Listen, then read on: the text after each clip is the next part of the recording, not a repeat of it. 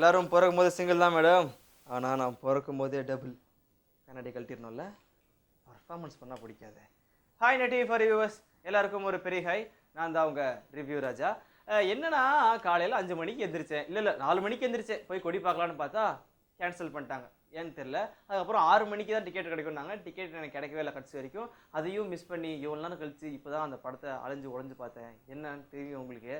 நம்ம இன்னைக்கு பார்க்க போகிறது, நான் பார்த்தது, பேச போகிறது, சொல்ல போகிறது, செஞ்சது எல்லாமே கொடி பறக்கிறத பற்றி மட்டும்தான். அண்ட் அடுத்து என்ன அப்படின்னா அந்த படத்தோட ஹீரோ நம்ம தனுஷ். அந்த படத்தை டைரக்ட் பண்ணியிருக்கிறது துரை செந்தில்குமார். துரை செந்தில்குமாருக்கு நிறைய ஆசையில் ஒரு பெரிய ஆசை என்னன்னா தனுஷை வச்சு ஒரு படம் பண்ணணும்னு சொல்லிட்டு. ஸோ எதிர்நீச்சல் ஆகட்டும், அதுக்கப்புறம் அந்த காக்கி சட்டை அப்பெல்லாம் சொல்லிட்டு இருந்தார். தனுஷ்காக தான் நான் கதை எழுதினேன், கடைசியில் சிவாக்கு போயிடுச்சுன்னாரு. இப்போ அவரோட ஆசை சிறப்பாக அமைஞ்சிருச்சு. கொடி இந்த படத்தோட கதை என்ன அப்படின்னா, ஒரு ஊரில் அன்புன்னு ஒருத்தர் இருப்பார். அவர் ரொம்ப சாஃப்டான ஒரு கேரக்டர். காலேஜில் ப்ரொஃபஸராக இருக்கார். ஆனால் அவருக்கு ஒரு அண்ணன் ஒருத்தர் இருக்கார். அவர் தான் நம்ம கொடி.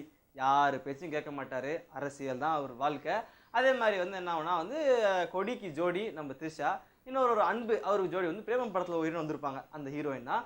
ஒரு கட்டத்தில் என்ன ஆகுனா இவர் எம்எல்ஏவாக நிற்கிறதுக்கு வாய்ப்பு வரும். இவர் நிற்பார், கொடி நிற்பார்.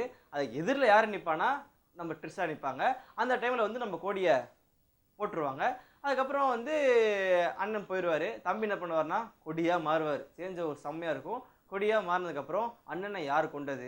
அப்புறம் ஒரு கம்பெனி இருக்கும் அந்த ஊரில் என்ன கம்பெனினா ஒரு விஷவாயு தாய்க்குன்னு சொல்லிட்டு ஒரு மிமிக்ரிட்டுனா மெர்க்குரி கம்பெனி, அந்த கம்பெனி இருக்கும். அதனால் குழந்தைங்கள்லாம் பாதிக்குது, நோய் வரும்ன்றக்காக அந்த கம்பெனி எடுத்து சொல்லியிருப்பாங்க. கடைசியில் அந்த கம்பெனியை எடுத்தாங்களா இல்லையா, அண்ணனை கொண்டது யாருன்னு கண்டுபிடிச்சாரா இல்லையா அப்படின்றது தான் இந்த படத்தோட கதை.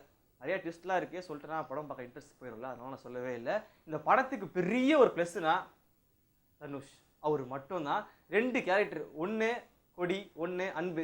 அன்பு அப்படியே நார்மலாக அப்படியே சேவ்லாம் பண்ணிட்டு ரொம்ப சிம்பிளாக மாமா அப்படிலாம் இல்லைம்மா நான் ரொம்ப நல்லா போய்மா அந்த மாதிரிலாம் இருக்காரு. இன்னொரு கொடி அப்படியே சேஞ்ச் ஆகுது. அடுத்து கொடியாக மாறுறாரு. மாறல, கொடியாகவே வாழ்ந்துருக்காரு இந்த படத்தில். கரெக்டாக 2 கேரக்டருக்கும் பேலன்ஸாக ஈக்குவலாக பண்ணியிருக்காரு. அடுத்ததாக த்ரிஷா. ஸோ ஃபஸ்ட் டைமாக நெகட்டிவாக பண்ணியிருக்காங்க இந்த படத்தில். ஸ்டார்டிங்கில் என்ன தான் அப்படியே ரொமான்ஸ்லாம் பண்ணாலும் அதுக்கப்புறம் போக நெகட்டிவாலாம் மாறுறாங்க. அதெல்லாம் நீங்கள் படம் பார்க்கும்போது தெரியும். அடுத்ததாக சரண்யா பொன்னோன் மேடம் ஆகட்டும். ஸோ எல்லா ஆர்டிஸ்ட்டுமே கரெக்டாக அவங்களுக்கு கொடுக்க வேண்டிய அந்த ஒரு ஆக்டிங்கை கரெக்டாக கொடுத்துருக்காங்க. இந்த படத்துக்கு ஒரு பெரிய ப்ளஸ் தனுஷ் எப்படி இருக்காரோ அதே மாதிரி தான் இவரோட ஸ்க்ரீன் பிளே. எப்படின்னா நிறைய ட்விஸ்ட் நம்ம நினச்சிட்டு இருந்தோம், இதெல்லாம் நடக்குமா, இதுக்கு பதிலே இல்லையே, இது லாஜிக்காக நம்ம ஏற்றுவோம், இது மைனஸ் அப்படிலாம் நம்ம நினச்சிட்டே இருந்தேன். அதுக்குள்ளே கடைசியில் எல்லாத்துக்கும் பதில் கொடுத்துட்டாங்க. அது ஒரு பெரிய ப்ளஸ்ஸாக இருந்துச்சு எனக்கு. அவங்களுக்கும் இந்த படத்துக்கு ஒரு பெரிய ப்ளஸ்ஸு. அடுத்து ஒரு பெரிய ப்ளஸ்னா சந்தோஷ் நாராயண் மியூசிக். நான் சொல்லியிருந்தேன் காஷ்மீரா படத்தில் அவ்வளோ சில சாங்ஸ் நல்லா இல்லைன்னு. இல்லை அப்படிலாம் இல்லை, ஒட்டி பறக்குது. ஸோ அவர் ஒரு பாட்டு பாடியிருக்காரு, அதுவும் அப்படியே அவர் அப்படி நிரம்பலாம் புடைச்சி பாடியிருக்காரு, செம்மையாக இருந்துச்சு கேட்கும் போது. அடுத்து அந்த பொட்டை கோழி, அதுவும் ஆமாம் ரொமான்ஸ். ஆமாம், எப்போ த்ரிஷாவை பார்த்தாலுமே இப்படி தான் கட்டி பிடிச்சிட்டுறாரு. நமக்கு பார்க்கும்போது தான் ஒரு மாதிரி கிழித்து போயிரு.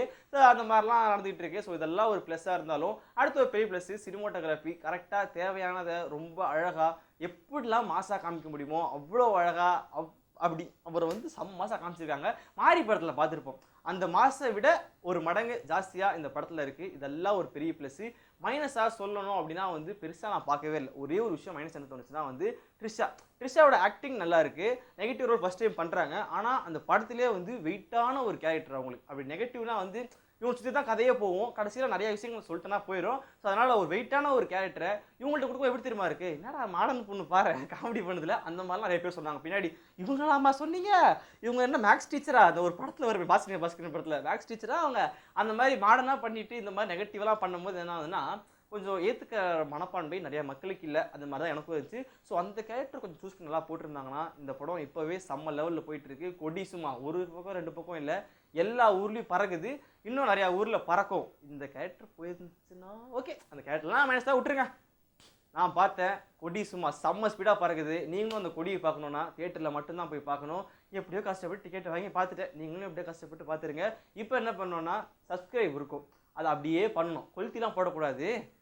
சப்ஸ்கிரைப் இருக்கும் பண்ணிடணும். அதுக்கப்புறம் என்ன பண்ணணும்னா லைக் இருக்கும் பண்ணிடுங்க. கமெண்ட் ரொம்ப முக்கியமான விஷயம், கொடி பார்த்துட்டு பண்ணுங்கள். Once again happy Deepavali. So சேஃபாக கொண்டாடுங்க. தீபாவளிக்கு பட்டாசு வெடிக்கிறோமோ இல்லையோ, கொடி பறக்கணும்.